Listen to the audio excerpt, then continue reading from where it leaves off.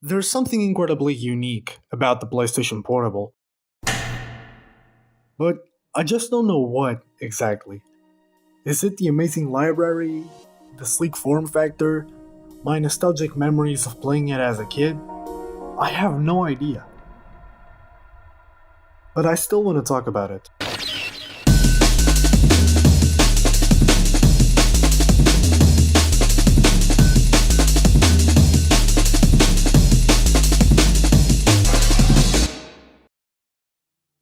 Initially released in 2004, the PlayStation Portable, or as it's more commonly known, the PSP, is certainly a special console in the world of handhelds.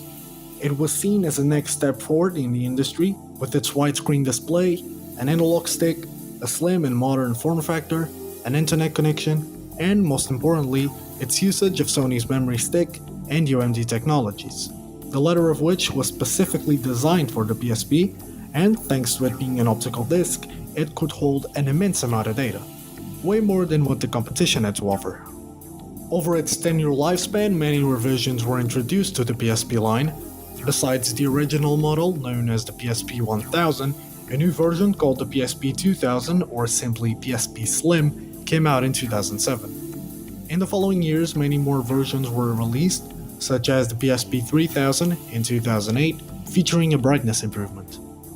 In 2009, Sony released the fully digital PSP Go, featuring a very different shape from its predecessors, a Bluetooth connection, and more storage, perhaps to compensate for the lack of a UMD drive. For 2009 standards, the PSP Go was truly ahead of its time, predicting the death of physical media in favor of digital content. Sadly, 2009 was a different era from today, and as such, the PSP Go was never very successful, being discontinued just 2 years later.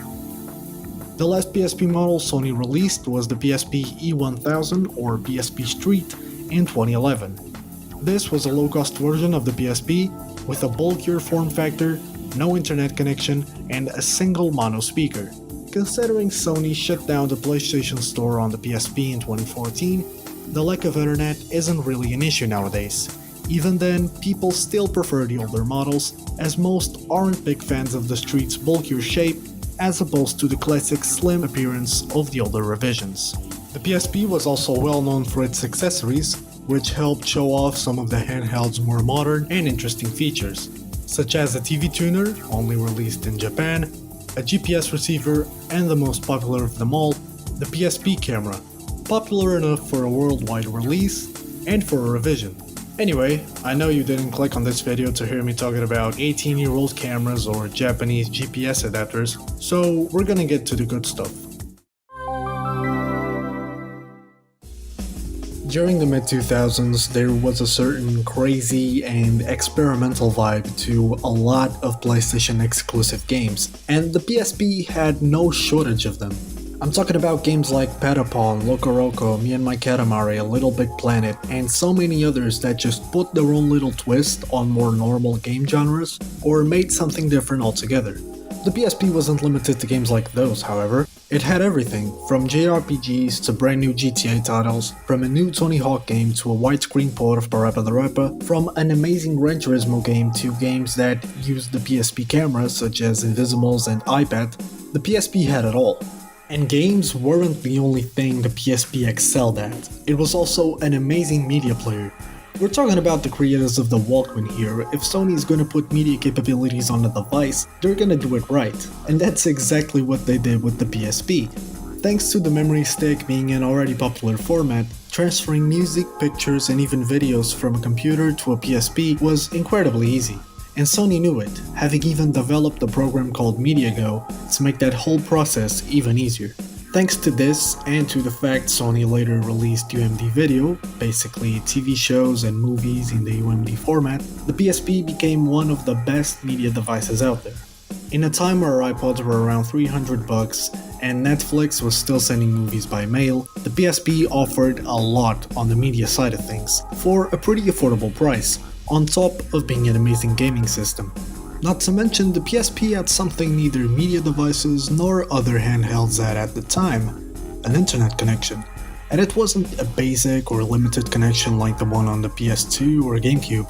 This basically had most of the online features modern consoles have today, like online support for most games and a browser. However, the PSP had its own special features when it came to the online aspect of it, such as the ad hoc mode, where you could play locally with your friends without the need of a Wi-Fi connection, and it also had Skype. Yeah, while Microsoft is still trying to figure out how to put Discord on the Xbox, Sony put Skype on the PSP back in 2008.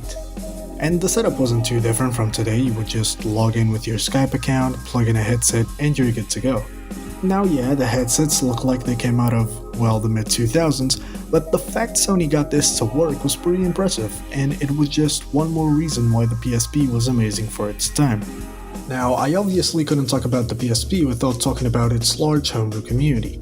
Pairing the tinkering spirit of PS1 and PS2 users with this brand new thing called the internet, the PSP homebrew community bloomed like no other at the time, ever since the source code started to get leaked in 2005. Later on, other communities reached the popularity of the PSP, such as the Wii and Sony's own PS3. However, the PSP homebrew community is still strong to this day, with the small but loving community of 70,000 members on Reddit, and many other places like GBATim for example, and even here on YouTube with channels such as Tech James, Spawnwave, and Metal Jesus Rocks, just to name a few.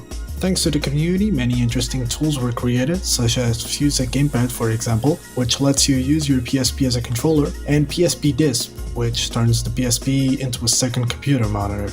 People also made ports of popular games like Minecraft, Portal, and Flappy Bird, and a bunch of emulators spanning from the NES to more obscure systems like the TurboGrafx. If you want to learn more about emulation on the PSP, I suggest FrameRider's video on it. It's pretty interesting. And if you want to mod the PSP, which you totally should if you own one, I recommend watching Tex James's tutorials or looking for some help on r/PSP. Now, if there's something we can all agree on, for better or for worse, is that the PSP wasn't the most popular handheld to come out in 2004. In fact, the most popular handheld of 2004 is the most popular handheld of all time, and I'm talking about none other than the Nintendo DS. The DS was the first time Nintendo tried to market to the casuals, and when you are aiming for the masses, of course the big numbers are gonna come in, and boy they did. There are also other reasons as to why the DS sold well, of course, the main ones being Nintendo's exclusive games and the iconic commercials. All of this goes to show that Nintendo doesn't need good specs or amazing media capabilities to sell their stuff, which is exactly what they proved with the Wii just a few years later. Even then, the PSP still sold amazingly well, with an estimate of 80 million units sold over its lifespan. It was officially discontinued in 2014, around its 10th anniversary, leaving even 2 years past the release of its successor, the PS Vita. I don't know about you, but the PSP has had a tremendous impact on my life, and on many other people my age, especially around Europe. I've had at least 3 over the years, and every single one of them brought me hours of fun and memories I will cherish for a lifetime. If you've never had a PSP before, I highly recommend getting one, both for the great library and for all the things you can do with it thanks to Homebrew. I hope you enjoyed this video. I plan on making more reviews about tech, or maybe about something else, but I wanted to start with the PSP since I've learned a lot about it over the years. If you're interested in my work, maybe stick around and subscribe, and I hope you have a nice day.